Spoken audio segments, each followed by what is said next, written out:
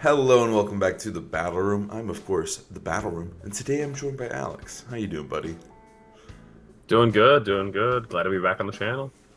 Glad to be back, and it's time to make a tier list once again. It's been a while, and I feel like this is actually a more useful tier list because this isn't just us. We've played this format a lot. We've played we're experienced in it. We're normally like you make a tier list at the beginning of the format. We're kind of just figuring things out, but this shit we played for what is it, like 4 or 5 months, right? This was kind of a long one.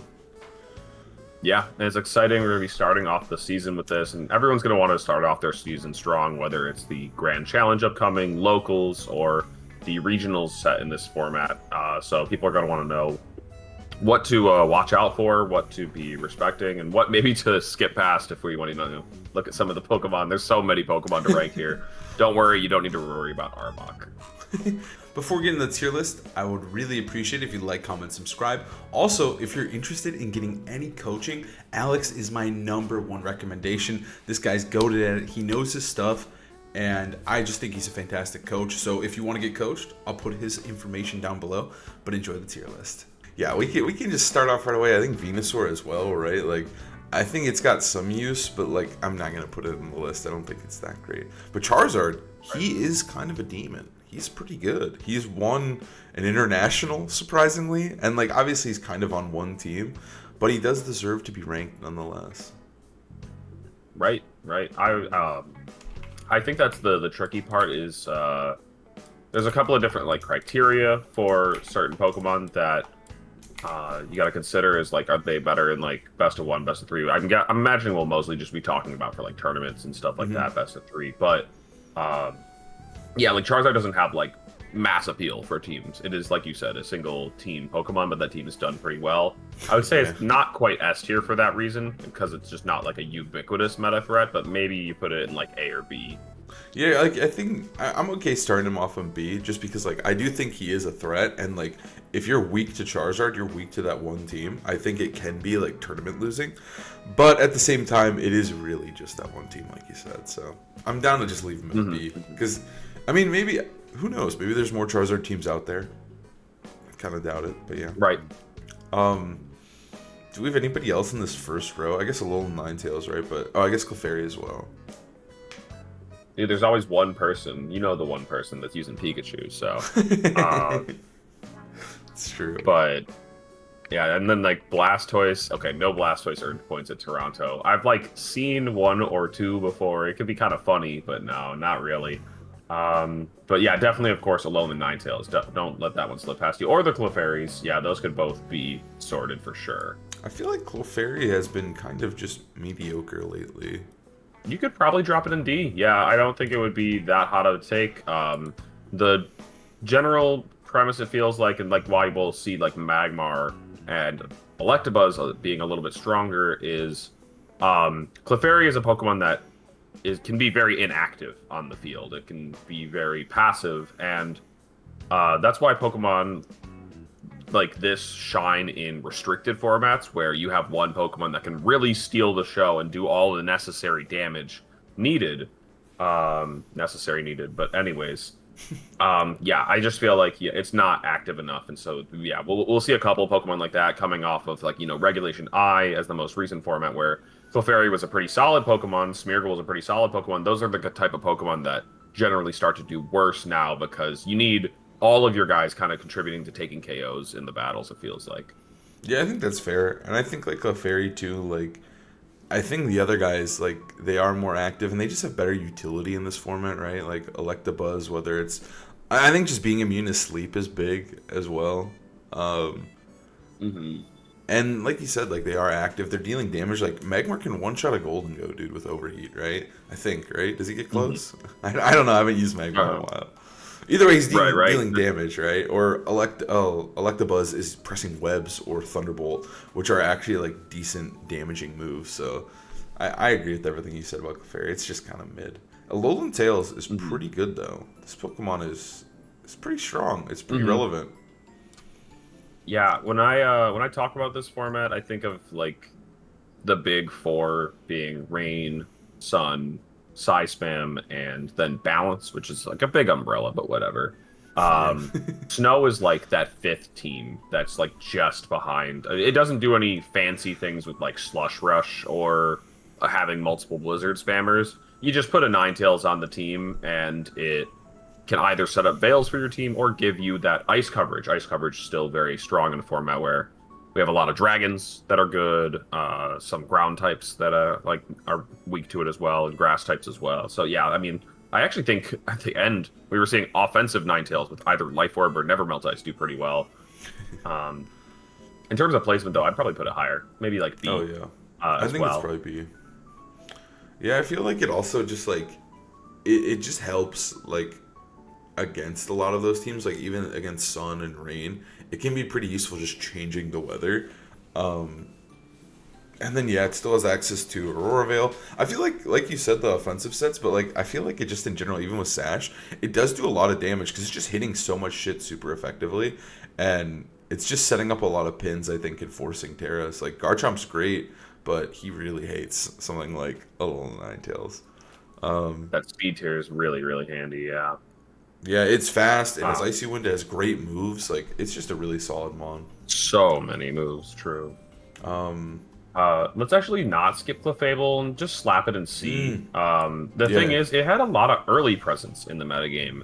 I'm checking, like, the most recent major. I'll be kind of, like, you know, basing this both on my own experience in practicing for upcoming tournaments, as well as what I remember from how the metagame left off in Toronto.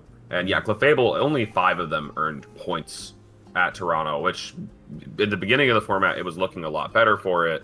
I still think its niche is pretty strong. It's an unaware redirector Pokemon, so it's very good at dealing with certain setup strategies like Kingambit, like Dondozo, and like Scale Shot Dragonite. You know, if you're redirecting those scale shots, like it just doesn't get to click and attack. So that's pretty cool. Yeah, I think Clefable also, funnily enough, because it can hold an item, usually that's not a good thing because Eviolite is so broken. But in this case, because it can hold an item, it actually just runs like safety goggles a lot of the time, which means that it does end up becoming a sleep redirector as well. But yeah, I totally forgot that Clefable is super, super good. I mean, Kingambit's one of the best Pokemon in the game, and it just completely shuts it down if they are the Swords Dance set, which usually is just double dark with no Iron Head. So it's kind of funny that it does beat the Steel type. But yeah, no, Clefable is really good. Or at least big thing holding it back is like Golden Go, another boosting Pokemon, does not care about Clefable in the slightest. And then Sneasler being top dog or so is also really annoying for it. So some pros and some cons to this Pokemon, probably why it ends up in C. Yeah, but I definitely think it's, you know, not worth skipping. I think all these guys are though. Like I think the next one's Annihilate here. Sounds good to me. Yep. Yeah, he's kind of insane. I feel like he's definitely like close to an A. He kind of went through like at first obviously it was the beat up, it was the Rage Fist, but then near the end of the format he just started turning into this like godlike Swiss Army knife, just doing so much, right? Like he was running Taunt, Final Gambit, Sash, so he's really hard to KO, and he just was used for his amazing typing, his good speed, and yeah, he just had good stabs too, like, and Defiant, of course, right? Like he just kind of has it all. It turns out that like fighting type is a pretty hot commodity in the format. Not that we're like, you know, without options. We'll see a couple of their fighting types as we go through this, but Annihilate, one of the best ones, because yeah, the anti-intimidate and anti-fake out tools that it gives you means that you're really good into Incineroar board states, whether you want to dodge that fake out or really just punish it for switching in. It's such a fun Pokemon to use, and like you said, there's so many sets. You didn't even mention like Scarf. I don't know what the best finishing Scarf Annihilate was, but like, you know, it was still something that people were oh wow, actually maybe not. Maybe nobody's using Scarf from what I'm seeing. Anyways, ignore that. I think this Pokemon is still so flexible. You can make it do exactly what you want to do. Yeah, it's such a fun one to play too. I love it. Yeah, I think like it was like halfway through, right? Like I remember at LAIC specifically is where like the really wacky Annihilates, where they were like Terra Stellar Stash, and I feel like that set really did open him up, and like we saw Chuppa do a lot of like Chuppa, Marcus Dion, and Carson also used Annihilate at Toronto, and that set was really good. Ultimately, just losing to Wolf Otherwise, I think Chupa, had a chance to win the whole thing. So I do think that set is like they were safety goggles is just so good. Yeah. Arcanine, I guess. The thing is, I've not seen much presence at all from regular Arcanine from what I'm remembering. We thinking saw, he's honestly, back. only a little bit of the Rock Dog. Regular Arcanine, it might have been on a Tang team, actually, at some point. If I'm remembering, like, just some kind of balanced one. Maybe they themselves ran regular Arcanine before switching over to the Rock one. You could probably just put it in D and forget it. Like, just, like, it's an option, but, like, not one that comes to mind immediately when team building. And let's move on to talk about Rock Dog. Where do you think that one should be? I think he's kind of underexplored. I think he was kind of like their secret weapon at the regional.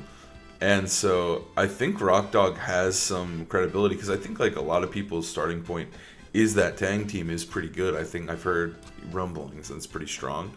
And I think Rock Dog's an important part of that. And I'm wondering if like going forward he is something like he's great in his sun.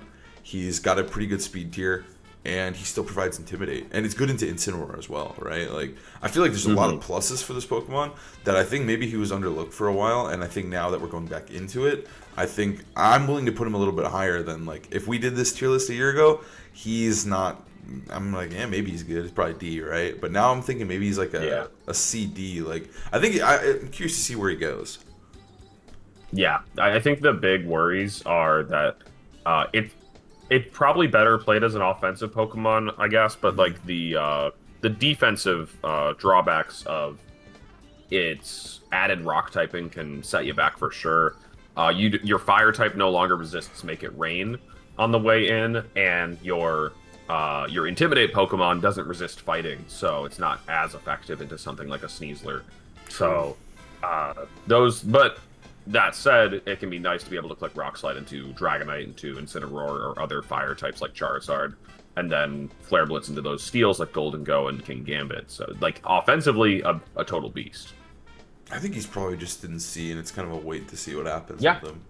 Exactly. Politoed is like a Pokemon that I wouldn't... Again, another one that I would have just said...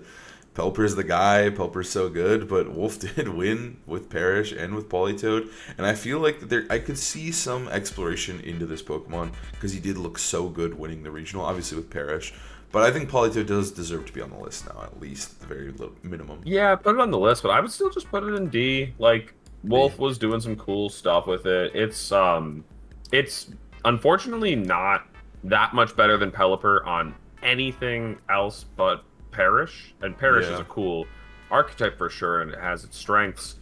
I just feel like a lot of the time, flying coverage is actually pretty strong. There's a lot of grass types in the format that rain teams especially want to hit, otherwise you're switching in that Rillaboom on your water type attacks easily. But when Pelipper can click Hurricane into those, it makes things a little bit trickier. So, I mean, Parrish, Encore, they're great tools, but they kind of lend themselves to a very specific play style, so... I think that it's viable, but only on certain teams. Yeah, that's valid. He like that Hurricane is really what puts Pelipper, like you said. Like it's just better. Like, and I feel like it fits the pacing a little bit. Politoed's a little bit slower, a little bit weaker. Not weaker, but he's just slow and bulky. Where Pelipper's like, hey, I'm going fast. I'm pressing Tailwind. I'm hitting shit with Hurricane, and that just lends itself better to stuff like Archaludon and Basket Legion. I looked through this whole line right here. Like, I don't think there's really anything, right? Like, maybe Executor. You're crazy, dude. There was that Executor guy that last Regulation H. Yeah, I don't know I'm if we're very ranking familiar. things E. You can put it down there if you want. I don't think it has a lot of strength. E for Executor. He's chilling For sure. E for Eggy. So true, so true. Yeah, Hitmontop, not the Mon it was when Wolf won Worlds, it's just kind of outclassed. Weezing, however, the thing is, I don't think a lot of people go for the regular Weezing, but you could probably rank them both, but definitely got to put in Galar Weezing. It's probably the more interesting talking point. Let me see if people are actually using regular Weezing. Not really. I don't know. He's kind of like he's similar to like Clefairy, where it's like he's just better in the high-powered formats, funnily enough, just because he does shut down really, really important abilities that are like game-breaking to those Pokemon, and his stupid interaction with Calyrex. But I feel like in these kind of formats, it's like, dude, I don't give a fuck if I don't have my my snow veil or whatever, right? Or my Yeah. my rain. I'll figure it out. Like, it's not a huge deal. Whereas like in those other formats, you lose your Miraidon's ability. That thing's hitting like a wet towel. But I guess the Galar one, like, I feel like if anything, it might be more useful as a Misty Terrain center. Well, there was that team actually that I think Wolf started with, the Toad Scroll Weezing one. Yes, yes. It actually featured choice specs, and I think that most people are going to run it with the choice specs. It seems to be the most effective. Actually, even James Beck used a different team with choice specs Weezing still. No, actually, no, he ran Sash. He ran Sash on a bit of an offensive one. And yeah, I mean, neutralizing gas still can get in the way of your opponent's ideas and strategies, but for the most part, it's exactly what I was saying about Clefairy. So I think ranking it with Clefairy is good. It's just like a Pokemon that enables big dogs to be real big, but you know, the dogs aren't as big in a format that doesn't include restricted Pokemon. So it'll work sometimes, but not all the time.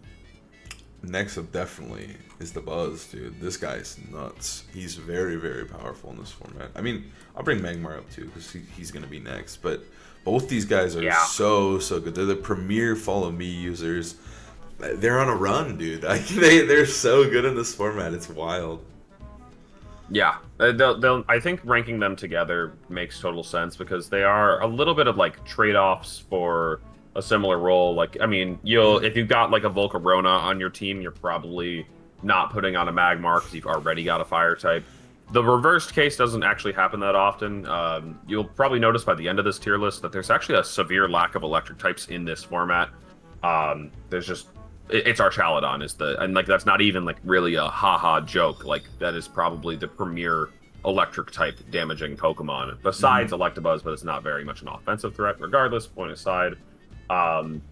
Yeah, these two, I would say that A seems accurate for them. I don't know if they had an incredible showing at the end of the format, but like it was just maybe not their time archetype wise. I could definitely see their archetypes shifting back into the spotlight because they shine so well on, well, I guess a variety of strategies, but also at just like enabling scary Pokemon like setup threats like Kingambit, Volcarona, Goldengo, Kommo-o at times. I feel like there were so many strange Pokemon just put next to these Pokemon, and you would be like, you had to get through this whole Electabuzz, as funny as that is to say, before you could actually hit the Pokemon that you're looking to attack. And they also learn like a good amount of support moves, whether it's like Electroweb or Taunt or Will-O-Wisp in Magmar's case. I think they both get Helping Hand, so they can do whatever you are looking for as well.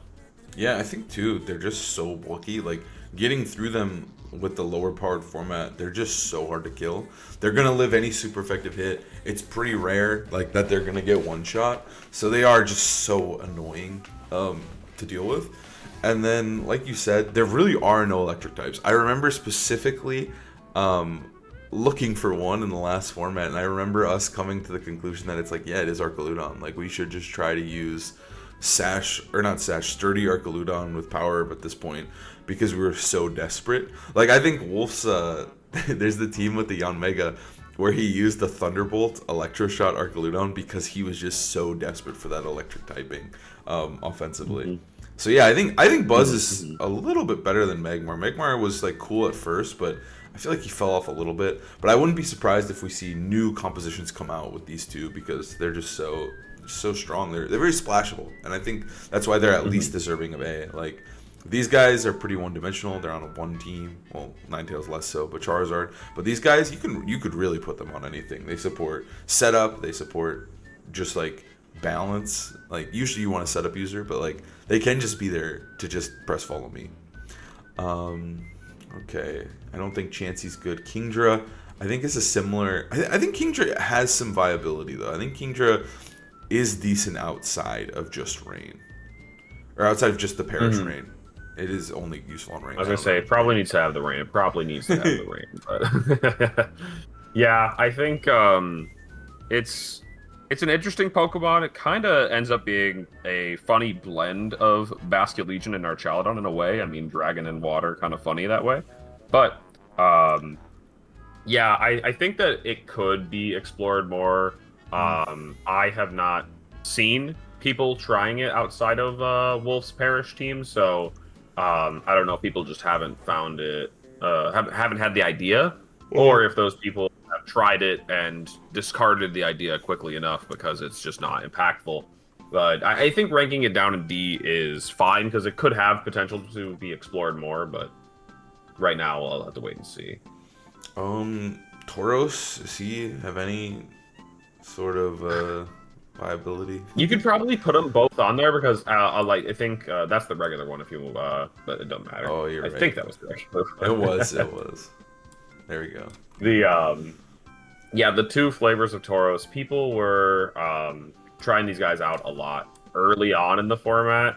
And they really did just kind of like disappear. I don't know if many people were using them by the end. They're like the 4th or 5th best fighting types in the format, and also probably like 4th or 5th best fire or water types. So they're just often getting outclassed, and unless you're looking for something very specific, you probably are better off using something else.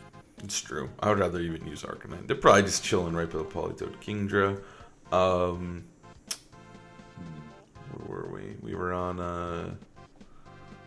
It's weird. I mean, Scizor is like one of those Pokemon that like nobody should be using it, but I feel like you still sometimes see it. I wonder if anybody earned points with it. You definitely see him like in GCs for sure. Is Gyarados have any viability in this format? Dude, nobody earned points with Cleavor. Tough. Yeah, I don't think Gyarados is that good either, but he's like probably you could put him in E tier maybe because I think people will continue to try him. It looks like one person did make it to day 2 of Toronto with Gyarados. He's, funnily enough, it's often just relegated to like sand teams because people just want to play like how he was playing back in like Black and White. I don't know, but like the old days. Bring me back old Gyarados. Is Sylveon any good? I don't really remember seeing much of it. It's not great. I don't think so. P2 is something else. Is he our first S or is he A? He is. P2's a demon. I think you just put it in A. The thing was, there was that team that featured like Incineroar, Golden Go, Ursaluna. Like, I mean, literally those 5 Pokemon with a massive rotating cast in the 6th slot. You saw like Kilowattrel, Garchomp, Sneasler, Annihilate, Amigo, Vivillon, Dragonite, Kilowattrel. Like, there's just so many Pokemon that people tried in that last slot, and it definitely gives it like different pros and cons, but it wasn't. Mienshao. I forgot Mienshao. That's the one that did the best at Toronto. And yeah, it did. It was dominating early on. Then it kind of felt like it got countered out or something like that, and then just barely started to come back at the end. One person making it to top 16 at Toronto. So I think that the team is like still excellent, but not like blow you away top tier. And like P2 can be on other teams. Yeah. In fact, it's on the Marco Sun team. But I still think that it's like not.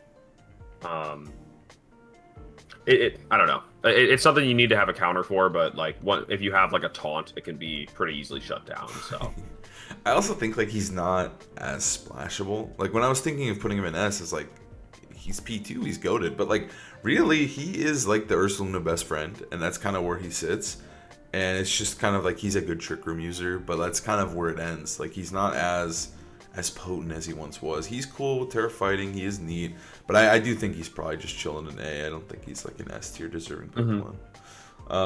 I think he's also, as time went on, people learn how to combat him a little bit more, whether it's with knockoff, with taunt, like those kind of things just pop up more. Now, next up, we got Dragonite. Our first S tier. He's a demon. He's a demon in this format. Scale Shot is just so disgusting. It's so strong. It gives him tons of utility. Like, he can set up Tailwinds with his +1 speed boost, abuse that dynamic speed. Scale Shot just does a lot of damage, right? Like, we talked about the other day where you said it's like literally outrage levels of damage every single turn, but you can control it. Yeah, he's nuts. He gets access to haze. Sometimes you'll see like extreme speed as well. So yeah, he's just a really strong one in this format. Yeah, Tailwind. Yeah, with the +1 speed is nasty. Yeah, it rounds out a lot of cores and has such great natural resistances. It helps that there's not a ton of fairy Pokemon. Like, we already do have a couple of them on here, but Clefable we talked about not being the strongest presence. And Ninetales also not seen as often as some other archetypes. And so there's just not a lot of, like, really strong fairy-type Pokemon. There's steel types, but actually the difference is... if Dragonite can still get that speed boost off of hitting a steel type, or if it can still make damage progress against the steel type, that honestly, it's still good. It's still pretty good for the Dragonite.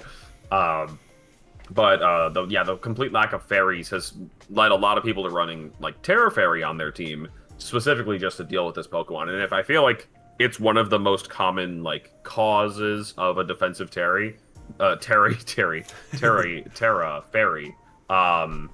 it's got to be one of the best Pokemon in the format, so S is very deserved. Yeah, and like even still, like we saw Choice Band get top 4 at Toronto. Like there is some, he's just good. Like he's got a lot going for him. I think also the typing, like being a dragon, like you said, there's not many fairies like to take a scale shot, but that also means there's not a ton of fairies to kill him. So he's just really hard to kill. He also swapped over to multi-scale, important to note. That just became like the norm for at least for the scale shot set, which means that he's even harder to kill. And that defense drop that you get from scale shot isn't even like that bad. And he's so obnoxious. He's very powerful. Yep. I think Hisuian and Typhlosion's the next one. I think he's like, again, he's kind of like a one trick to Joe's team, and it's like also just Joe using him. But I could see it. Maybe people take Joe's team, right? He found a lot of success with it, but I think he's probably just like he's kind of like a D tier. I think he just kind of sits with these guys. Wow. You think he's better? I think you can put it in C, but I was actually gonna fight it for it B, just being right next to Charizard, and then I looked at the results, and the results are not that good. So I think right in the middle of it in C is probably accurate because it's a Pokemon that can definitely steal some games away from you if you're not ready for the fact that it's like a fake out immune eruption right off the rip. And actually it can get quite annoying with its ability. It has two really different abilities. Frisk, a pretty cool one for those closed team sheet best of one like GCs. But Blaze can actually be super annoying if you hit it and it just barely survives, and then like now the heat waves are doing more damage than eruption basically. It's scary. Yeah, but I do think like he's got maybe some. I don't know though. I think Joe's stuff is probably the best way to use him. Of course, I agree. Azumarill's not very good. I think it's Jumpluff, and Jumpluff is pretty. It's right there, yeah. It's next to Charizard because I feel like again it is that Marco team, but on that team he's nasty. He's annoying. He's powerful. Sleep Powder's so good in this format. I guess he's also on the Joe team, right? But like I think Jumpluff, yeah, is just Sleep Powder is a strong move, and so is Tailwind. And this is kind of like you don't really need priority Tailwind in this format, so Jumpluff becomes like one of the best, easiest setups of Tailwind just because of the sun. Yeah, I think both Jumpluff and when you eventually rank Sneasler, there are two Pokemon that just feel impossible to contest speed-wise. You know, you can do it, like, you know, when Sneasler's using it, it's unburdened, of course. But, yeah, it just feels like you kind of just have to deal with it. Like, you know, you either going to have to let them land a Sleep Powder, or you're going to have, like, a Magmar to redirect the Sleep Powder into something that's immune to it. Like, that just gives your opponent a lot of control over how the board might look if they're the one using the Jumpluff, so. Yeah, there's not too much to say. It's a Tailwind Sleep Powder bot, and it's good at doing it. For sure. I'm going to put Yamega in E. I'll give him the E. That sounds right. Murkrow's pretty real. Coming up on... Oh, Murkrow, yeah, sure. This is one of the few Prankster Tailwind Pokemon in the format. Prankster Tailwind just being weak, so I think that, yeah, you could probably put it down in E. It's one of those Pokemon that people probably flocked to early, no pun intended, but just because like people are like, oh, I love to click Tailwind, I love to click Choice Specs Make It Rain, and then it haze off the drops, it's awesome! But then you have to have a Murkrow on the board, and people figured out how to deal with that. I don't think any of these guys are good. I don't think Farigiraf is very good in this format. It's not, but it's worth ranking. It's one of those Pokemon that, we're coming off Reg I. It's awesome, and it's good to see kind of like the swing of how like Pokemon, going from one format to the other.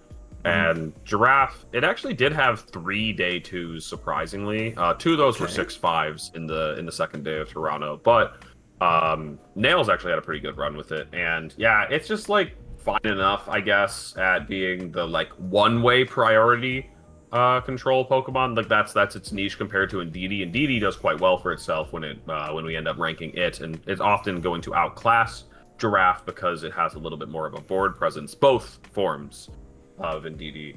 But if you still want to be able to click your own priority moves, whether it's like a Fake Out with an Incineroar or a Grassy Glide with Rillaboom, then I guess Giraffe is your guy. Yeah, I think it has some use. I think it's neat. It's normal type. It can set up Trick Room. But yeah, I think it's definitely not as potent. I think it's time for for the big 3 here, the Ursalunas and Sneasler. Dang. All right there. Let's go. Yeah, it's Sneasler time. Sneasler's probably S, right? This Pokemon's really good. I'm like, I won't go on like a whole soapbox for Sneasler, but like people say it's like the most toxic thing we've ever had in VGC. In fact, actually, people say that about both of these 2 Pokemon at the top, just because Dragonite has a lot of variability with Scale Shot missing, or hitting 4 or 5 times, or having a higher crit chance because it's hitting 4 or 5 times. Whatever, get over it. But for Sneasler, kind of the same difference. Like, I find Urshifu annoying 100% of the time, Sneasler annoying half the time. But honestly, I think controlling its ability to like Dire Claw you is somewhat of a skill, whether it's just like not putting things in front of it that it wants to Dire Claw. I need to get off the soapbox before we get too many people yelling at us in the comments. So, because people think this is truly the worst Pokemon in VGC's like entire history. No recency bias detected. What Sneasler does is it's the fastest Pokemon in the format, and that's always going to be good. Dragapult technically has it beat in terms of like natural speed. But Sneasler is probably like the most viable, fastest Pokemon in the format. I guess Talonflame also, again, naturally beats it in speed. Unburden, often in play for this Pokemon, though. And, yeah, basically just a lot of the games in Pokemon, you might end up trading hits a lot back and forth. And it'll come down to just like, those final 2 Pokemon, one on each side, and sometimes whoever has the faster one just wins, and that's why Sneasler is just kind of a beast that way. It's just having something so fast can really help you close out games. Yeah, I think Sneasler, like, I haven't had a ton of issues with it, but I've also, like, in the teams I've selected and that, we've worked on, we've had a lot of anti-Sneasler built in. Like, my first regional I went to, I had Covert Cloak Volcarona, which basically just, like, every Sneasler I played at the time, there was no Unburden, so I just smashed them. And then at the next regional, it was very much Golden Go focus, so there was a lot of, and I had Electabuzz at the first one as well, which Electabuzz is amazing in this Sneasler. So I never really gotten Dire Clawed in tournament as much.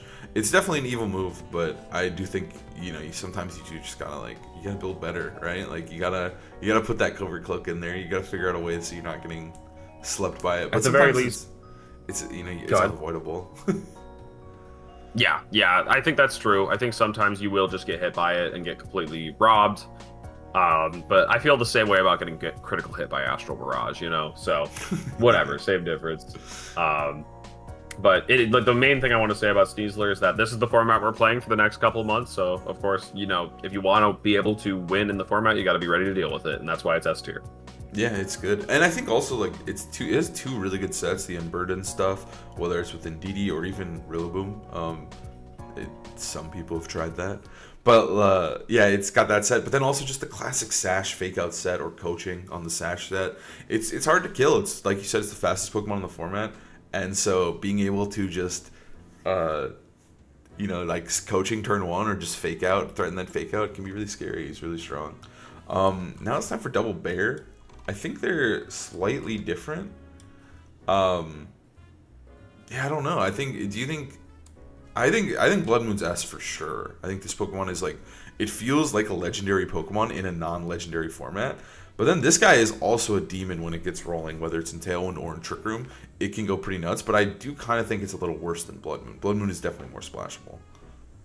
Yeah, I think that's exactly how I feel about it, is that the Gut Spare needs a bit more support, but it definitely has its own strengths. Essentially has two different types of nukes. You know, Earth Power is strong, but it's no Headlong Rush, and Blood Moon and Facade are pretty comparable. But that extra power from Guts is pretty awesome. Being immune to status like Spore, also awesome for this guy. But yeah, I don't know. I mean, I've had plenty of fun using both in the format, and they both feel incredible. Doug Core is a very strong set of 3 Pokemon where it's Dragonite, Ursaluna, and Golden Go, and it kind of can be either Ursaluna in that sense. And I mean, it feels like these Pokemon just have way more stats than everything else in the format. They're the closest things we have to legendaries, so it makes sense that they're top tier. Yeah, they're absurd. I feel like also like the format is really slow.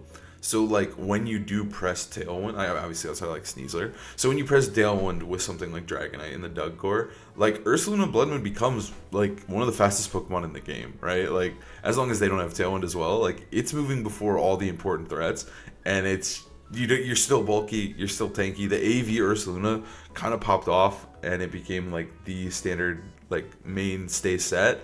And that set is just so, like, it seriously just doesn't die. It just can't die. It's sitting there with its insane stats, and it's just smacking you with Blood Moons. It doesn't do a lot of damage sometimes, but it just can't die, and I think that's enough. And then, obviously, Gut Spare is extremely one-dimensional. But yeah, I think they're both S, right? Like, you feel like they're pretty splashable. You can make them work. They're worth making it work. Let's see here. Smeargle is, like, okay. Right, I think it's one of those like one that's worth ranking just to show you kind of like the comparison between.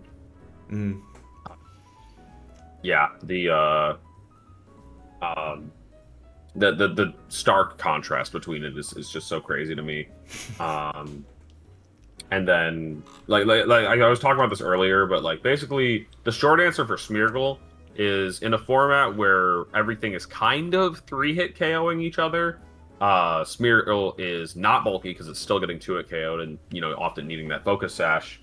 When everything's, you know, OHKOing each other or 2-hit KOing each other, like in the restricted formats, then Sash Smeargle is annoying and difficult to remove because, you know, you can't just click Glacial Lance and expect this frail threat to be removed.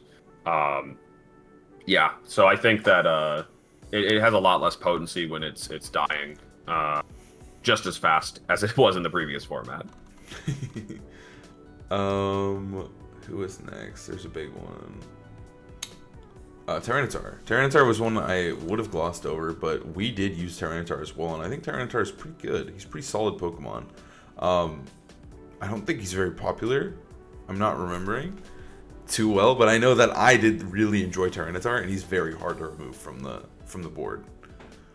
I think you can go ahead and put him in B tier along Ninetales. Like, when I said that Ninetales felt like the 5th best archetype behind some of those main ones, I feel like Sand maybe 6th, or honestly maybe they're tied for 5th. They both are very disruptive to the top teams. The way that I like to put it for Tyranitar is that, you know, it's very good at switching in on a Archaludon Electroshock, causing it to take 2 turns, or preventing Charizard from having that solar power boost. You can switch in on Expanding Force. You can break Dragonite's Multiscale or Sneasler's Focus Sash. There's so many strengths to Tyranitar. The problem with that is then, you know, that Sneasler close combats you. The Archaludon body presses you. The Ursaluna next to Charizard clicks Earthquake.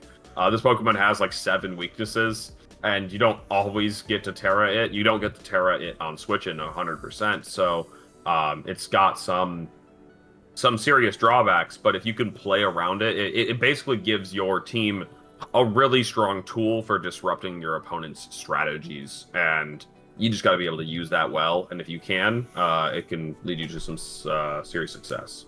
Yeah, I mean, I love T-Tar, and I think he felt pretty good. If I really don't remember Toronto all that well, but I remember Tyranitar was a cool addition, and he does help a lot with those weather-based teams. So I think he's instantly pretty good. Pelipper, kind of the same boat. I think, is Pelipper A, you think? I think it's A. It's definitely A. Rain is so good in this format. Yeah. There was literally like, I forgot which tournament it was. I think all the tournaments though. But Rain is like seriously like at like 20% play rate. Like over the entire field, right? Like it's absurd. It's absurd how good Rain is in this format. And how popular it is too, just among any player attending a tournament. Yeah, it is, like you said, like a very popular archetype, a very successful archetype as well. Took a couple of tournament finals, some wins, and yeah, there was a lot of ways to play Rain 100%. So we'll definitely be seeing a lot more Pelipper in this format. Unlike Sash Smeargle, like Sash Pelipper is at least doing a lot of very good damage trading. I mean, water. Like Weather Ball Hurricane is actually some of the best coverage in the format, and it pairs well with so many Pokemon. I mean, Rain loves to have a flying type move like Hurricane, like we were saying earlier. Hitting those pesky grass types that resist Electroshot and Wave Crash can make it very difficult to find counterplay. Let's see, where were we? Yeah, Pelipper's nuts. I think it's also like it just pairs so well with Basculegion and Archaludon too. Giving it Tailwind or giving it that flying move is just so broken. All right, all these guys. Oh, Torkoal. Torkoal's pretty good. Yeah, Torkoal for sure. I'm just looking at the rest, and the rest of the ones are like, you might fight Weezing Slacking in the 1100s in Pokemon Showdown, but not much beyond that. Torkoal, though, a total beast. In fact, I think the best set actually is the Eject Pack one, which kind of on the Charizard Jumpluff teams often. Times you might see the occasional hard Trick Room team, but yeah, it's a really good enabler. It plays a little bit differently than Pelipper. Doesn't have coverage like Pelipper, but it's still got some really good tools. Like its speed tier being very annoying for anybody that wants to set Trick Room against what are generally faster strategies like Charizard Jumpluff. It can be very strong in that situation, and yeah, the Eject Pack Overheat stuff is also really fun to have like a pivoting move on your weather Pokemon. Yeah, it's absurd. It's like basically like a U-turn if they don't have Intimidate. So, and even if they do, sometimes you don't really care because you're like, oh, I set up the Sun. That's good. That's what I needed, right? Job done. Yeah, job done. He can go back out. It's really cool. And then the overheat hits, like, honestly, it's like an absurd U-turn, right? Because you're hitting with this sun boosted overheat. Sometimes it's really hard to, like, drop a stat on him. And so he does just get to smack you with that crazy overheat and just get out. And I think it's fun, too, in the Rain matchup specifically. Sometimes you're like, oh, I'm just going to switch in my Pelipper, take Rain control. And then he's like, well, I'm just going to overheat and come right back in. So it's just a really, really good set. He's good into Rain. He's good into Hail. Like, he's just a really solid Pokemon. And then, obviously, the Marco team also runs Eruption. So he's dealing damage in Trick Room as well. Like, he's still potent. He's just bulky enough and strong enough to make it work. I think it's probably got the strength of Rain, but just not quite the usage. So I think that's right. It's just a tier below it. Otherwise, still very good. How are we feeling about Salamence and Metagross in this day and age? Metagross, I think, is actually unranked, unfortunately. Salamence is low ranked. Is he an E? Is my boy Salamence in the E? Oh, it looks like one person earned points with Metagross. How'd you do? 5-3. All right, fair enough. Metagross is strongest soldier. Salamence, it was good enough to, I think, win a tournament early on, I feel like. I think, was it not on the first regional winning team? I'll double check that one while we talk about it. But I think it's just outclassed by all the other dragons is the reality for it. Yeah, I don't think it won. Maybe Hurricane Spam. No, it wasn't. It was not on the Baltimore team. I thought it was on the Baltimore team. Nope. Yeah, I mean, it just feels kind of bad because if you're throwing him in Rain for that Hurricane, you just have Pelipper as well. You don't really need it. And Dragonite's just, like, infinitely better. Like, you're pressing Scale Shot and Tailwind. The one cool thing is that he is a faster Tailwind, but Dragonite can become faster, and he's just kind of a better Pokemon. So, Salamence is, I'm pretty sure we can slam him in E. Pachirisu? Nah. I think it's the next one up here is The Gastrodons aren't very good. I think they're usually bad in low-powered formats. I don't think Gastrodon's really worth using. One person earned points with them. It was actually world's runner-up James Evans. I did not believe it. That's pretty crazy that he was trying out the slug. He loves the slug, but he loves the slug. He did not make it to day 2, unfortunately. So I'm not believing in the potency of it if a strong player like him can't quite convert with it. So, ooh, Garchomp. Yeah, the thing was like Garchomp was top of the format. We started. Then it was like, actually, Rillaboom's everywhere. This guy has, 75 base power moves at best, 80 if you're clicking Dragon Claw. Like, this is a tough look.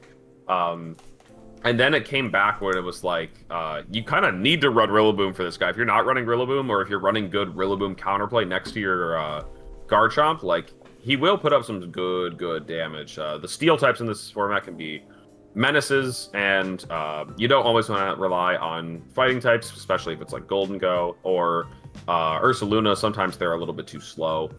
So Garchomp giving your ground type a bit of a different profile can be pretty cool. I think A is probably right. Yeah, he's really solid. That's right. He's solid. The Life Orb set's pretty fun. He's really toxic into himself a little bit because like you can Dragon Claw yourself because Life Orb was just so good. So you can one-shot yourself with Dragon Claw and then usually or Terra Steel or Terra Fire or something of that nature. So you just get one shot by the ground move. He can be a little something, but yeah, I think Earthquake is just a good move. Rillaboom died down a little bit. He's a really good double dragon. Dragonite Garchomp is pretty strong, right? We saw it find success on Joe's team. Just in general, right? Like being able to set up Tailwind for him is pretty sick. He's also pretty good in the Sneasler. Sneasler really hates Garchomp, so he's not weak to Sneasler like the other two grounds. I think he's pretty solid. But competing against the Ursalunas for your ground pick is a little rough. Rotoms are nowhere to be seen. Is Excadrill anything? Dude, I had to ask if the Rotoms were even legal. That's crazy. Yeah, no, they're 100% legal. Rotom Wash right here. Wow, okay. Yeah. Is Excadrill good?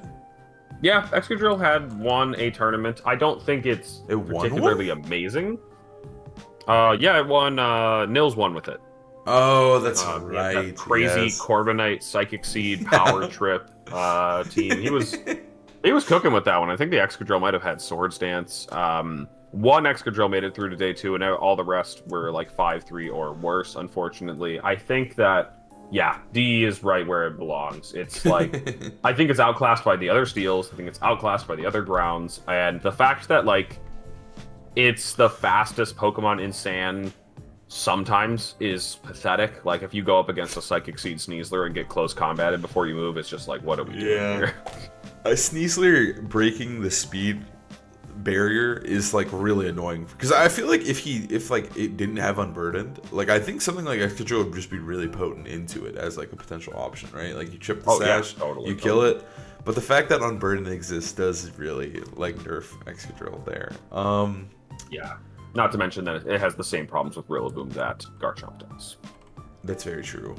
What do we feel about Whimsicott? Is it actually just like a gimmick mon? Like, I think it's okay. Yeah, I would say put it in like D. C or D. That sounds fine. Prankster Tailwind is not what it is in this format, in other formats, and I think it's probably similar to how I was talking about support Pokemon before. You just like need more impactful Pokemon on the board at all times, and Whimsicott can be made to be quite passive. Yeah, it just doesn't do enough damage. I know there's certain teams with it, like it can get going with like Typhlosion. There's certain things it can do, but it just didn't find a lot of success. Lilligant's pretty solid. Yeah, it's definitely a gimmick tier, so I think it's probably just down in D. Where it's good on like the hard trick room teams almost exclusively. I don't think teams use it much outside of hard trick room. Let me actually check. Hard trick room, hard trick room, hard trick room, hard trick room, hard trick room, hard trick room, hard trick room. Yes. All right. Yeah, there's not much to say about Lilligant. I feel like Lilligant is just a trick room merchant, and that's what he's good at doing. He just presses sleep out. It's good on those teams. Bastion F seems fair. F for fish, of course. He's definitely like an A, right? Yeah, I'd say that sounds right. What's cool about him is that he's not actually, unlike some of the other ones like Charizard and Jumpluff below it, it's Hmm. not completely tied to its weather. We actually saw the best finishing Basket Legion at Toronto was just Choice Scarf on a Ninetales team, actually, not using rain at all. Adaptability is a very good ability for a Pokemon to have regardless, especially with such strong attacks as Wave Crash or Last Respects. Hmm. And that Choice Scarf one could just kind of flip, turn around, and then of course the Rain one, Rain boosted Choice Band Wave Crash, kind of outgoing the whole format. Yeah, and also like he's good on rain, obviously, right? But I think he also matches up like well into a lot of the common Pokemon, right? Like he's good in the Ursalunas, he's good into Sneasler too. He breaks the speed ceiling by having either the Scarf or the Rain, so he's really really fast. I don't know, like he just kind of one shots everything. Like he's good in everything, but he's also kind of terrible in everything because he's so frail. Like, but he can one shot something, get the wave crash recoil, and then faint himself. And then obviously there are last respects sweeps that you can set up as well. I think he's just pretty really solid. He just does a lot of fucking damage. That's really all he's doing is damage at all times. Good, yeah, the good is a good defensive typing, but the priority move weakness is absolutely there. You can dodge Fake Out for sure, but Sucker Punch and Grassy Glide will come for you. They will. I don't think anything. Zoroark's not. I mean, he's okay. He's kind of like You can put executive him in the tier. gimmick tier, like an E. Yeah, people will Uh, use it. People will use it. Gothitelle, uh, honestly, probably there as well. The thing about Gothitelle is outside of Perish, like there are absolutely ghosts present in this format, mainly looking at like Golden Go or mhm. Annihilate as well as like Sinistcha. So you don't get to like really shadow tag your opponent that often. You have to play very carefully to create board states that can shadow tag your opponent. Yeah, Gothitelle is. I mean, it's definitely You might like. have skipped an important one in the last row, but Oh yeah, I did skip one of the most important ones. Amoonguss. Amoonguss the goat. Where do you is he? You think he's S? I think he's probably S, right? yeah, I think it also kind of like saw a bit of a resurgence at the end, or maybe just like a spike in popularity, I guess is maybe a better word. Regardless, it was good all format long. I think the Magmars and Electabuzzes did a good job of, keeping it shut down, and we've Mm-hmm. yet to rank Golden Go, who is probably one of the top Pokemon in the whole format. Uh, all those factors added in, and Amoonguss is still goated. I think it's still an S tier Pokemon, dude. I think like the fact that like you have to put Spore checks, like that P2 team we were talking about has like Safety Goggles Ensign, its own Amoonguss, its Golden Go, it has a Flame Orb Gut Spare. All just because like if you want to do anything remotely Trick Room oriented, you have to be ready for this stupid mushroom. Yeah, you have to give him the respect he deserves, and I feel like that's how he always is. Like it's always a up and down like slopes with Amoonguss, right? Where you're like, oh, I don't think Spore is that bad right now. Like, or I don't think Amoonguss is that popular right now. I'm gonna like let up on the safety goggles, and that's when he spikes, right? Or you're like, I'm gonna disrespect him a little bit, and then he's coming, he's winning the tournament, and then they overcompensate, they slam the safety goggles, they slam their Electabuzz, and they're like, nah, dude, he's just not good right now. And then he comes back in, right? Like I feel like that's how he is every format. I felt like that's how he was in Reg I as well.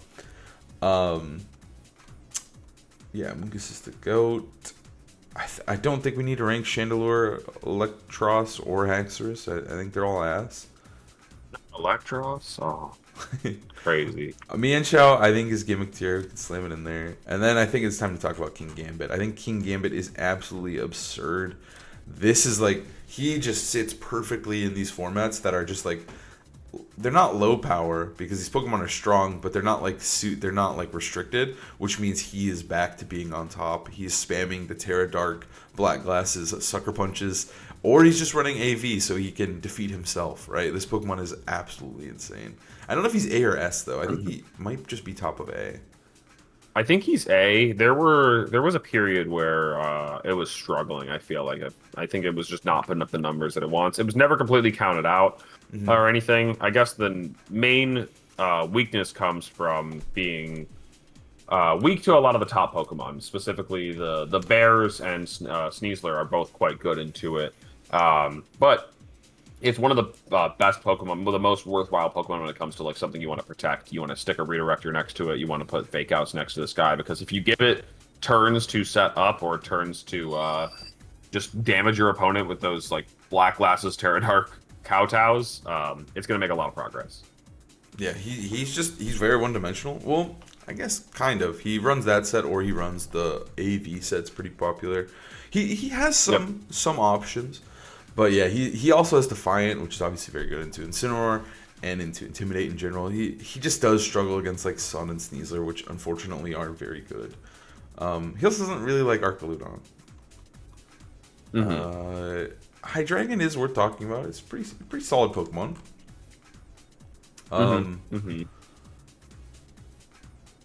It's one, I think one, if not multiple. I think just probably one tournament in Europe, and yeah, B or even C feels right for it. I'm thinking C. I'm thinking C.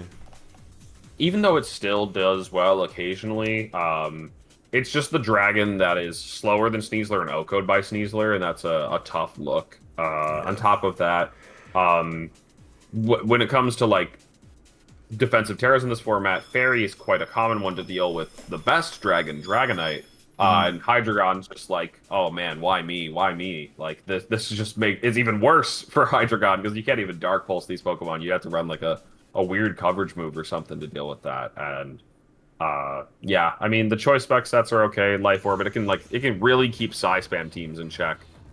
Terra Ghost completely walls Guts Bear and it's hilarious. But that was the most successful one in the end. But yeah, it's like a decent counter pick type Pokemon. Yeah, I think it fits in C pretty well. Like I don't expect it to put up numbers, but like I could totally see it popping out of nowhere and doing really, really well. Volcarona, I think it's an A tier mon. I think it's really nuts.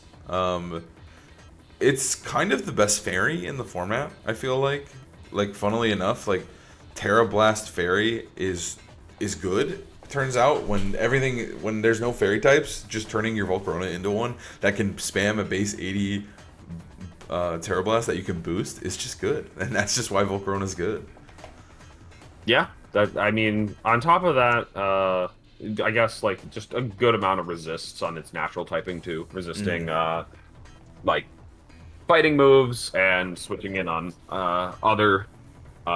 I guess like attacks from like Rillaboom and stuff can be a little bit handy. Once it gets a couple of boosts, like even one can just be enough for it to start stealing the game away. Yeah, and I think it's a very slow format, so having that one boost is, like you said, enough where you're now speeding everything in the format and one-shotting it all, or 2-hit killing. And on that Chuppa team that ended up being the best finishing Volcarona, that wasn't even Quiver Dance at all. It was actually just Citrus Berry support. So that's it's cool that it can do multiple things. You can never count that one out. Like Flame Body's nuts, and it's always pretty solid.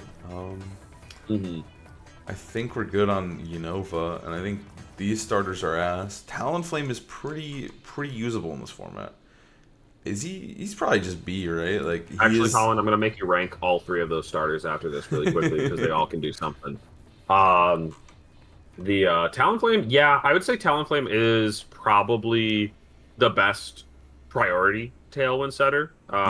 You could almost count Jumpluff as a priority Tailwind setter with how fast it's able to set it. But like when it comes to like if you're going to want to use like Whimsicott or Murkrow or something else, like Talonflame is the best one here because I feel like it does what the other ones can't, which is do some damage afterwards. And it also has a pretty decent defensive typing. There aren't a ton of like rock moves in the format or anything. We talked about the lack of electric already. So some of its weaknesses do just kind of disappear, and having a ground immunity can be helpful against things like Garchomp or preparing with your Garchomp. That's true. And also those priority Brave Birds are real into Sneasler. Obviously you gotta be careful. And sometimes they ran dual wing beat. Do you actually want to rank these three? Yeah, put him in E, because he was like, people ran Belly Drum Grassy Glide. Ooh, that one was okay, kind of funny. That's pretty legit. That's pretty legit. With Drain Punch as well. It was not good, but some people stood by it. It was funny. Delphox actually sees real play. This is probably the one that you're like most not lacking on. Yeah, I am. Now, is it that good? Not really. You can probably keep it in D, but it's supposed to be ranked. It earned a lot of, at least earned a good amount of championship points in the format. And then Greninja is just a funny one for loaded dice shenanigans with your Archaludon. You can put it back with Chestnut probably. So yeah, because not actually. Delphox is real. I do remember you're gonna play it in the GC. I guarantee it. Everyone's gonna play one. That's just the rules. It's a demon enclosed sheet. Yeah. Vivillon. I don't know how to say his name. This guy's pretty solid. This is a good Pokemon. Yeah, I think it doesn't have that ION. It's actually just Vivillon. It always trips me up as well. Yeah. He's just good. So, yeah, it's pretty cool. Mostly just using that Compound Eyes Sleep Powder Hurricane set, and the reason that one's good is it's kind of like a all-in-one, like you have the Spore and the counter to Spore counterplay, which is, I want to switch in my Rillaboom to be immune to Spore. Let me just Hurricane it for, a good 60 to 70% or something like that, and that's really cool. On top of its natural typing being a little bit annoying for certain Pokemon to get past. It's also very speedy. It hits a good speed in this format. So it reminds me of like Smeargle-esque speed that you have to respect and deal with him, and he's like kind of fast, and he's hard to KO because usually it can run Sash. Yeah. It gives Smeargle vibes to me. Not obviously as toxic. I don't think we got any of these guys. I think it's Incineroar or Prim time. I think it's time for Incineroar, who is weaker than the last one. He's still pretty solid, though. Incin, I think you can put Incin up top. It's the most common Pokemon in the format. Like, maybe it's not, like, something you need to have counterplayed the moment you hit the team builder, but if you have a team weak to it, you will feel it, is the main thing. And, I don't know, I was actually playing it this way, and it feels like, I wasn't alone in this, but it feels like a lot of people at the end of Regulation I were playing Incineroar as a bit more of an offensive Pokemon. Like, some people were running Adamant Natures. They were often running Flare Blitz just because, like, Flare Blitz knockoff are good coverage. I find that to be still true in this format, even though it's, or I guess the previous one was a lower power level. It should be even more true in a format like this, where, like, Incineroar is actually doing more relative damage. Those Flare Blitz are going to do...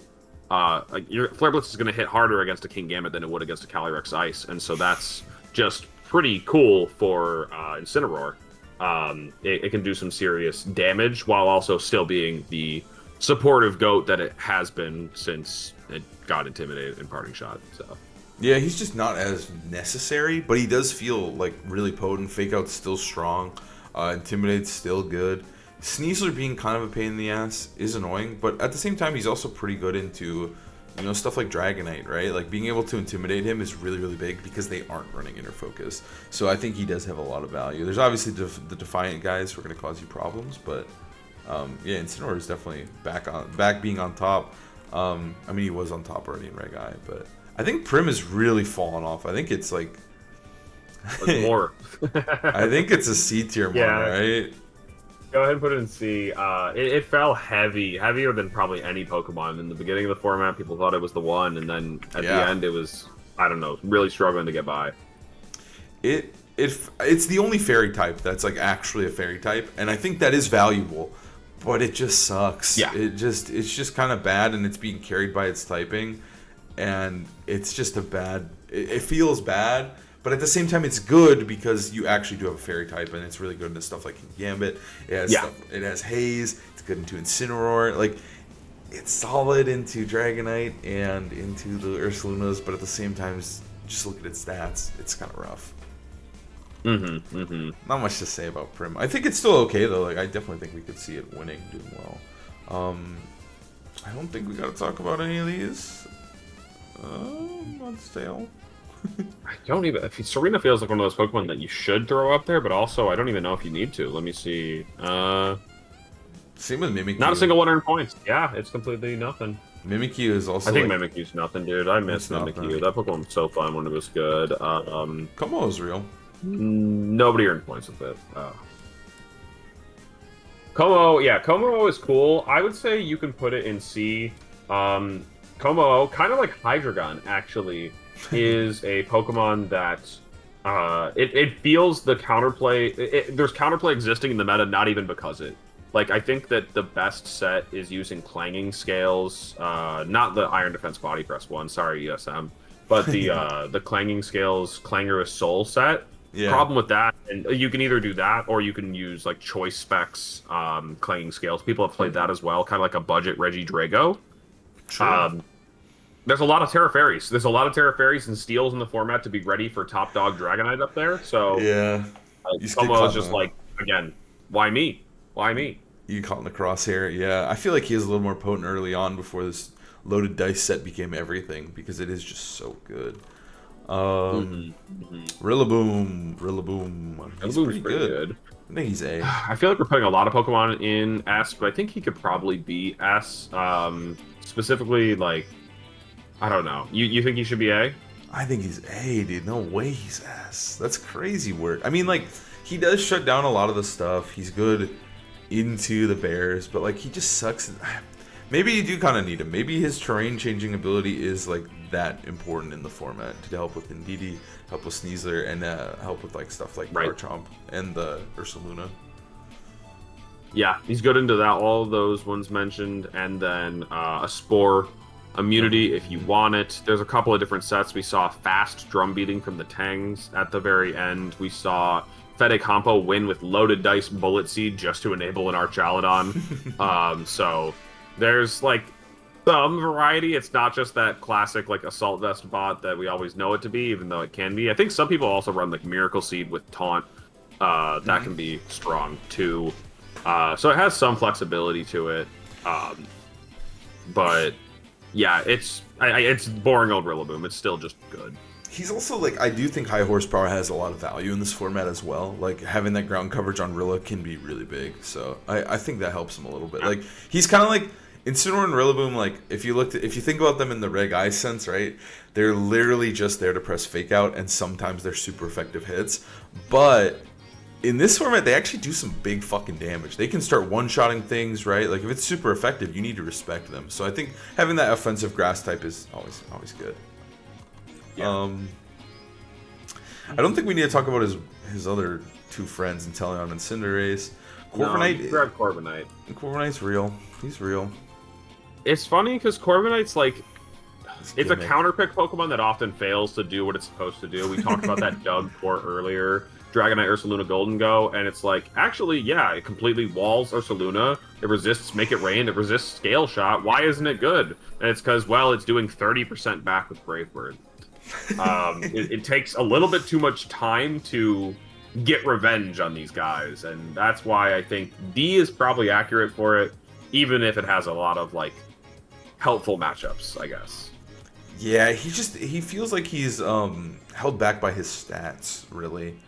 Hatterene's actually pretty solid. It's like the hard Trick Room on it. It's like, I think it's D. Like, it's not good, but it's good with Trick Room. It's kind of like Lilligant, right? Like, these Pokemon aren't splashable at all. But, like, when you do play against hard Trick Room, Hatterene is a fucker. Like, it's so hard to deal with. It has spread move on spread move. It can be just annoying from the rip of just attacking. But that's the only place it's good. So, and I think that team is, like, solid, but not, like, tournament winning. So I talked about archetypes 5 and 6 being like sand and snow, and like 7 and 8 are like probably hard Trick Room and Dozo. They feel a bit more matchup fishy though. They either win dominantly or lose really easily because your opponent has counterplay. And so that definitely seems accurate. It's kind of funny to make it this far into the tier list without ranking either Dozo or Indeedee though. We'll have to see. They'll probably be coming up shortly. They are coming. Yeah, those guys all suck. Wait, where am I? Yeah. Grimmsnarl then. It's Grimmsnarl time, and then it's Dozo, or then it's Indeedee time. Okay, Grimmsnarl, I don't know. I feel like he's not bad, but he's certainly not great. The screens are you like... can put it down one. I think, like, screens have more value when the Pokemon are stronger and bulkier. It's kind of like... He feels like he's cheating in a restricted format, because you mentioned, like, everything's dying in 2 hits, but he makes it 3 hits, and sometimes that's enough momentum for the team to win, right? Where in this format, everything's dying in 3 hits. Sometimes he makes it 4, but sometimes it's 3 hits anyways, you know? And then he's not doing enough. And then he is, like, kind of like Whimsicott, kind of like Clefairy, where if he's not spreading the Thunder Wave, he's just sitting there, like, spirit breaking for nothing, you know? Like, he's not doing it. There's a lot of setup in the format, and that's how you counter screens, is like by setting up while they set up. And it's not uncommon to just be seeing a Golden Go click Nasty Plot, and you're like, well, is my light screen really going to hold back that beast? Here's the Yeah. fun stat I will give to Grimmsnarl, though, is I looked it up at Toronto, and there was only 3 that earned points, which might make you jump to saying, okay, the Mon's ass, let's move past it. All 3 of those Grimmsnarls made day 2, finishing 7-4, 7-4, and then Darsh for the top 8. So, like, apparently it might just been, like, a decent secret. I think maybe D is still right for it, but I guess keep an eye on it if, like, it's being under-respected or underplayed, I'll give him a C. I'll put him up one more, because I do think, like, I think there is some value. Like, I think especially with Darsh's team, like, he kind of breezed through the tournament a little bit, and I feel like Grimmsnarl was a big part of that, right? Like, it was kind of an archetype, like, that I don't think is, like, was super real or prepared for, and, like, I think maybe just setting up the screen sometimes for something like Archaludon is enough, maybe, that he's just able to go absolute god mode, because he's already hard to kill. Indeedee time. And they're both... Here they are. I think they're they different. should probably be rated separately. Yeah. They are different this time, because normally I just say, this one's trash, throw them in the garbage, but this one's been popping off. The male Indeedee's good. Yeah, self-setting expanding force is a really cool niche when it can do so much damage. I would say just throw it in. I would say not quite S, and maybe it's better than B. Let's go ahead and go for the A. We'll split the middle, and just say, because, like, it's one of the most annoying archetypes, and it also enables Sneasler to be a little more annoying than it already is. So yeah, I'd say that with them being best friends, it's one of the top strategies in the format, and Indeedee is a big part of it.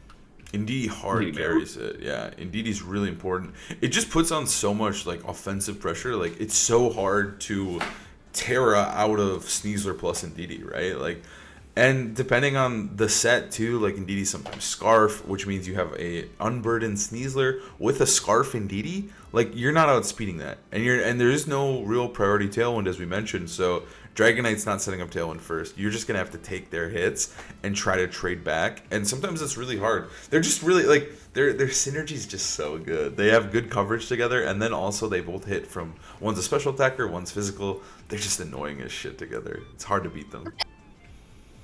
Yeah, and, like, 5 of the Pokemon in S tier use priority moves in some way, so Psychic Terrain is just always going to be helpful in that regard. Yeah, and then you That'll get to apply to both, actually. Yeah, you get to combat Rillaboom as well. Like, it's just good. That's kind of why I think Rillaboom is S, is, like, he's good into that. And then the other one, I don't know. I think it's probably like a B or a C. Let me see. I have not I've not felt much fear for Indeedee female, because it feels like it's just on Trick Room archetypes. Yeah, funnily enough, I think Should we put it with Matthew Warden, the only player to put it on balance, weirdly enough. That's kind of funky to see here. Cool team. Yeah, I think that it's a bit of a one trick. And so I would say that putting it in sorry, I looked away for a second. D, no, not quite D. Let's give it C. C, it's still priority denial and follow me on the same Pokemon. That's like a pretty strong kit. That's true. That's good. That is good. I think its problem though is, like, a lot of the times if you want to set up next to it, like, I don't think Golden Go plus Indeedee is very good, and obviously Kingambit Indeedee is just not it either. So it kind of feels like its setup partners are a little bit lacking. Yeah. But yeah, I still think you could make it work on those types of teams, but in hard Trick Room it is pretty strong. But I do think it's always got a niche of, like, having that Psychic Terrain is always good, and I'm sure we could see some sort of team maybe abuse it in the future, besides hard Trick Room. But yeah, Indeedee's pretty solid. Right. I think it's time to talk about Archaludon. I don't know why he's next to Dragapult whatsoever. I guess he's Duraludon. Yeah, some of the orders of these guys is just random. I don't know. It's Duraludon. But yeah. Oh, okay. Yeah, Arch, Easy E tier at this point in the meta game for Electro Shot, of course. I'd say yeah. Like, in terms of, like, the amount of respect, like, it is the raid boss of the format, one of the bulkiest Pokemon. We actually haven't ranked Sinistcha yet, but Sinistcha supports it so well. If you just give this thing a bit more health, it's like, oh god, how am I actually going to kill it? It's always boosting some type of stat with stamina or Electro Shot. And that's not even the end of the list, because you also have to be ready for not stalwart, but sturdy. Stalwart, kind of, usually only in best of one, but the Sturdy set is plenty scary on its own too. Sturdy's so good too, and like we mentioned way earlier, an hour ago now, it's kind of the best electric type, right? Like, there's not much. Like, I don't think there's a single electric type except for Electabuzz. I'm just glancing it over on our list at all. So like, don't worry. I've been waiting for the electric type. It's there, Colin. It's there. You know what it is. What is it? Is he coming, or is it him? I don't. Palmont? No, it's not Palmont. Dude, fuck you, Best Buy. Get this ad out of here. There goes the Best Buy sponsorship. Oh, I see him. But yeah, but not Kilowattrel. Archaludon, yeah, he's just so good. I think he's really good into rain. He's really good on rain. He's very flexible. He's also a steel type. He's just kind of awesome. He's just good. Like, yeah, he's splashable. Really he's splashable as well, which I think is really important. Because at first he was kind of the rain guy, but then we obviously saw. I mean, okay, Wolf used him with rain too, but I think that set in general is just really, really good with the power herb. He's good at beating Goldie. He has a really important speed tier. And he's, like, you don't even have to make him that fast, though. He's just really bulky. He's nuts. He's the raid boss. What about Pult, man? This guy, I loved him. I love Pult so much, but he fell the fuck off. So hard. Bad. He's so hard. Dude, I think he's C. I think he's with Prim, dude. Yeah, that seems probably... Nah, it feels hard to put him... I mean, let's put him in B. So we don't piss off all the Europeans. They're going to start using this at the first tournament in Frankfurt, and that's where it's going to be having a big comeback. They loved the MDB balance team that featured Dragapult. I've been seeing it a ton on ladder as well, probably just because there's a lot of like accessible pastes recreated using Dragapult. But dang, did it suffer at the end of the format. I can't even say 100% what it was. Like, it's probably just a complicated multi-factor thing. Like, Dragonite creating a lot of like counterplay to dragon type attacks, whether it's Terra Fairies or using steals, and it being weak to Sucker Punch. It doesn't always work out for it, but I mean, it is the fastest Pokemon, and it's a fake out immune Pokemon like that. Like, you know, this is basically almost Calyrex Shadow, not really, but you know, like fast and Ghost. That's a broken combo. So. I mean, also the Unburdened Sneasler's a little annoying, because they were running Terra Ghost at the end, so that can be annoying, but you can just pair him next to Buzz. I think he's still good. I think he's still okay. He has so many good traits, you're right. Like, he can't be worse than that, but he was struggling a bit. Do we need to talk about any of these three? I don't think so. Those ones, no. Honestly, worst starter trio of all time, dude. Nah. Mouse Palmont okay. Can go into E. I think there was a team featuring him that... He's an electric type. Sometimes it's... I think Wolf actually used it. He did. Mousehold, it's pretty good. I think like the Friend Guard one's cool, and then there's still the Pop Bomb one that can be annoying.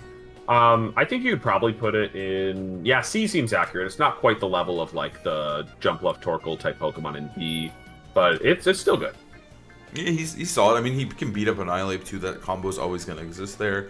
And yeah, Pop-Bomb won the first regional. Pop-Bomb also specifically is pretty good into the Dragonite if there aren't Terra Steel, which most of them are Terra Fairy nowadays. There are some Steels, but he is good into Dragonite. He can get work done there. He's okay. Armor Rouge. Stick it next to the Psy Spammers. It's pretty much the main niche of it. I will say, Terra Grass Flashfire, pretty cool for dealing with Sun teams. So that's a fun niche that it has. It could potentially rise for that reason, but it's not splashable is the issue. How do we feel about Kilowattrel? Now, dude, Alex and I this is why I was so mad at you for not remembering that there's an electric type in this format, and we used it at the last tournament. We did use him on the way out. We thought Kilowattrel, not that he was the move, but he kind of was like the only Pokemon that could fit what we needed, and he was kind of our Tailwind guy. God damn, did he suck for me, though. He really just set Tailwind and died. So it wasn't like he was like no type because he just fucking died. He died to fucking make it rain at one point from a Specs Golden Go. Like, that's how weak he is. Like, Obviously, it specs Golden Go. It was Terra Steel. Like, but he resists, right? I'm thinking that he could live. No, he got fucking one-shot. Granted, he did get fainted, so maybe that's what put it over the top. But either way... He got chipped. He got chipped, but either way, he's dying to resisted hits. To me, he is so frail, but he is a fast Tailwind user. I think I'm shitting on him so hard, but he's like low-key at least C, in my opinion. I think maybe that, or maybe you could put it next to Corviknight. The thing is, like, it just feels like that Pokemon that is there to, you know, it makes some promises that it can't quite keep or deliver on. You know, like, I'm your counter play to Intimidate, you know, Incineroar switches in and gives it a +2, not even a +1 from Defiant, +2. Yeah. And then it hits it for like barely over half with Thunderbolt, and you're like, okay, Kilowattrel. And he fucking one-shots you know, the back. only thing you're OHKOing is Pelipper because it's quadruple super effective. Like, this Pokemon's never ever doing that much damage or taking hits. Its best niche is just clicking Tailwind. We did run Terra Fairy, so he was a skill shot. He could get annoying in that way, but yeah. I think he's okay. I think he is a fast Tailwind user. He specifically does outspeed Sneasler as well, which can be really, really big. There's not much to say. I will say, by the way, this is my genuine opinion on the bird. This isn't even like me and Colin trying to keep something under wraps that we used at a regional. Like, the bird could be a little bit tilting to use. Yeah, he was pissing me off. Like, he was pretty solid in day one, but really it could have been a Whimsicott or a Talonflame. He like, literally did faint every single time. I think he got one Thunderbolt off in my run at Toronto.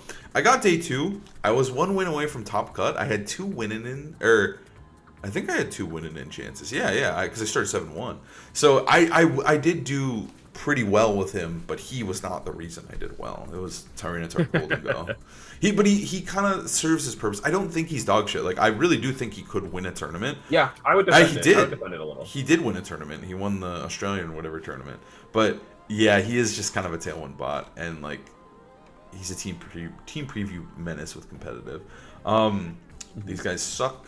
I think we're almost there. I think it's literally just Toads. Toadscroll can go into... The thing is, I would not put it next to Weezing, but next to Weezing. Yeah, I see put, like, I think we put... Yeah, he's like Wolfeon Mega tier. He's oh, I I see him. He's not a fairy. There he is. He's so much taller than the other Weezing. That's why. No, I think you can put it next... yeah, you could probably just put it there next to that one, because that's what it's usually used with. That seems fine. Yeah, there's not too much to say about him. I do think that Wolf Team is kind of cute, and I think that maybe there could be a little exploration there, but I don't know. People have tried to innovate on it, so and they've had decent success with it. Some day 2s, so that's kind of cool. He's about there. So Palafin and Tinkaton. Palafin is unfortunately ass. Crazy that it got outclassed by other water types. You could put it up there just to like get the conversation topic on. Like, oh, you forgot to rank it. No, we didn't. It's kind of crazy because it is really like the water types are like there's not many of them. I feel like he could be good, but I think Archaludon really is what like Archaludon, Rilla.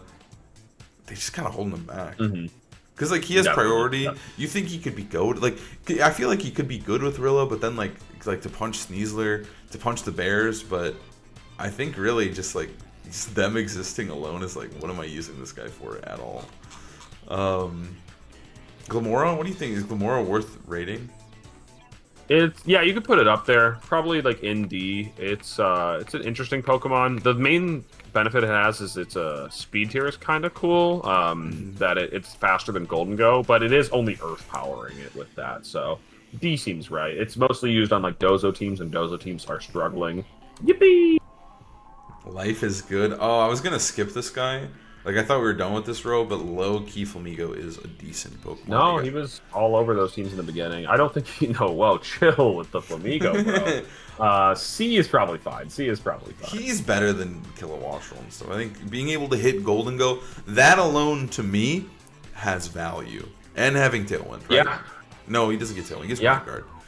He gets Tailwind. Oh, okay. Yeah, sure. I think hitting Golden Go's worth, though. But that's really, like... Seriously, that's the end of the conversation. There's nothing else he's really. It's 2025. If it's a bird, it gets Tailwind. Like, I'm pretty sure they all get it. I just went to that. let's do Dozo quick. I'm gonna say that Tatsugiri and Dozo are together because I feel like they are. So No, separate them. Because remember, solo Dozo was quite good in this format. Oh, it actually had a lot of success. Okay. It actually kind of fell off a little bit towards the end, but Unaware was still a cool niche. I would say C is probably accurate for solo Dozo, and then maybe you just put Tots a tier below in D, because yeah, there's so much haze in the format from Dragonite that I think that it's hard to Dozo Giri, and you know, I'm loving that. Yeah, there is just so much random haze. Haze is just so good in general on this Dragonite. I think Dozo's just like actually, I don't want to say unplayable because when you say that he comes back, but a little bit close to unplayable. Dude, I forgot about Solo Dozo, and I used Solo Dozo to get top 8 at a regional, dude. I forgot about him. But yeah, he's goated. He's fun. You forgot about Kilowattrel. This guy don't remember shit. That's why he had to have me on. I'm literally using 2 of them. Alright, Back's money is pretty good. These last 3 are actually all good. He probably goes right next to Solo Dozo. I don't know. He was cool. It's cool that it can like just one-shot D-Knight. One of the only ways that you can kind of cheese around D-Knight's multi-scale besides using a D-Knight yourself. Mm-hmm. And it is faster. So you could load a Dice Icicle Spear. You can scale shot with it yourself, so it's also a Sneasler counter. Problem is that it's going to have to Terra or get redirection next to it to deal with close combat coming in its way. It's got a couple of annoying weaknesses, but he's solid. Yeah, and then actually, I don't remember what ability it usually ran. Was it the Thermal Exchange usually? Right, because the other ones were bad, right? Yeah, it's Ice Body. Because it makes it Wisp immune, right? It makes it Wisp immune. Yeah, you get the attack boost instead. Yeah. Lit. Now it's time to talk about. Honestly, I'm gonna leave him there. Let's get Sinistcha out of the way first. We'll leave Golden Go for last. This Pokemon is actually surprisingly really good in this format. It should be higher than C. Yeah, I think it's at least B. I don't know if it's quite A or not, but like it enabled so many strategies. It feels like I guess a lot of Archaludon based strategies. Maybe not so many is accurate, but yeah, it was really good at keeping things alive and just being an annoying redirection Pokemon. Like it just paced well with the format because you didn't always have time to click Pollen Puff with your Amoonguss. Sometimes you just wanted 25% on the way in. It felt like cheating sometimes. Yeah, and it also, like, the synergy with Archaludon's really, really good. The synergy with even stuff like Dragonite or Ursaluna to keep them healthy is just absurd. Like, everything, it just turns things. It's kind of like what Grimmsnarl wishes he could do, where it just turns these, like, 3-hit, 2-hit KOs into 3 or 4-hit KOs. And that's sometimes just way too much to deal with. Its utility is awesome, too. Like, you can get burned. It can Life Dew. It can Rage Powder. It can Trick Room. Like, it literally has it all, dude. It's a really, really cool Pokemon in this format. I think it's sick. Absolutely. You're a big fan. I am. I love the Pokemon. And Golden Go, I think is the best Pokemon in the format. I'll say it. I think he's the best guy. Right. Yeah. It rounds out that Doug core finally. We talked about it so long ago, but this is the G in Doug. And the thing about Golden Go is between like good as gold, shutting down almost all like types of, I mean like basically everything. It shuts down everything. And then Terra giving you other ways to make this Pokemon difficult to counterplay. Like it can just do a variety of annoying things. Mostly Life Orb and Nasty Plot is what people use. Life Orb, Nasty Plot being like a cool blend of like choice specs and not quite like the Leftovers one, but basically you can choose to either set up and sweep or just, you know, click Make It Rain the first opportunity you get to do as much damage as possible. Yeah, Life Orb's cool. Metal Coat, solid. Leftovers is solid. Hell, even there are some specs and sets. Scarf. And Scarf. He can do it all. I forgot about Scarf Golden Go. Right? But yeah, he matches up specifically pretty well into Sneasler as well. Obviously, like they do run Throat Chop specifically to help deal with Golden Go on the Unburdened sets. But if they're not running that set, he is just good into Sneasler. He can like one-shot everything, right? Like with a couple boosts, like the bears go down. He's one-shotting Amoonguss. Amoonguss can't touch him, right? Like he's just so good. Yep. It's so easy to find ways to set him up too with the multiple Follow Me users, with the screens, redirection, fake out, right? There's just a lot going for Golden Go in this format. All the good Pokemon are good with Golden Go. And he's just a Steel type too, so he's just good. He almost could be a tier above just because I'm like looking at an S tier Pokemon that counters most of the S tier Pokemon. It's like, what are we doing here? This Pokemon's crazy. Yeah, even his bad so funny. matchups, dude. He's like, he can make it work. I think there's a couple like actual nightmare, like Kingambit is really, really bad for him. But at the same time, sometimes you're like, fuck it, I'm just gonna rip my Terra and just try to get some damage off on him, and then maybe, you know, have a partner finish him off. Yeah, Golden goes good. I like our list. I think it's pretty solid. Thank you for joining me, Alex. This was a long one. Anyone who stayed around, you guys are crazy. I couldn't do it, but thank you.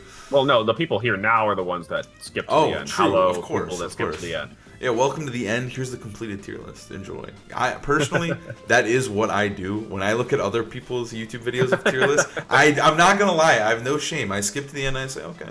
I hit pause and I'm like, okay, fair enough. Like, but yeah, thank you for watching, and thank you for joining me on this adventure, Alex. Of course. And that's all we got. I hope you enjoyed the list. We'll see you next time.